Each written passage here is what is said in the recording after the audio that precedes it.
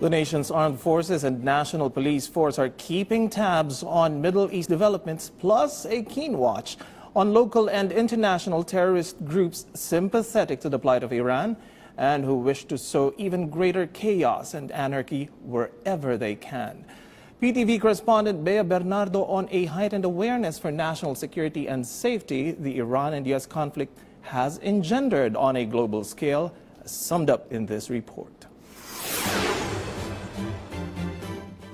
The security forces of the Philippines are now on alert. This due to rising tensions between Iran and the United States of America after a high-ranking military official of Iran was deliberately targeted and killed in a U.S. drone strike. The security troops are monitoring local terrorist groups who might express their sympathies with Iran. The United States killed Iran's top General Qasem Soleimani through an airstrike. The Iran government warned they will take revenge. According to the newly installed Armed Forces of the Philippines Chief of Staff, Lieutenant General Filimon Santos Jr., they've begun intensifying intelligence monitoring against local terrorist groups. Intensify our intelligence monitoring on the groups, on the local terrorist group na nasa atin that might express sympathy to the Iranian cause. But as of now, wala pa namang affiliated sa Iran. The Armed Forces air and naval assets are ready for deployment and at a moment's notice for the possible repatriation of Filipinos in the Middle East. This is in line with the directive of President Rodrigo Duterte.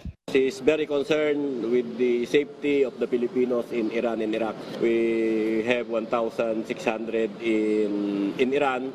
Mostly are married to Iranians, and we have almost 6,000 sa Iraq. So he directed us to prepare and be ready to deploy our assets anytime. As for the Philippine National Police, they will conduct a profiling against groups who might or are likely to take advantage of the situation. There are also security concerns, no? Kasi siyempre merong sympathetic either by race or by ideology.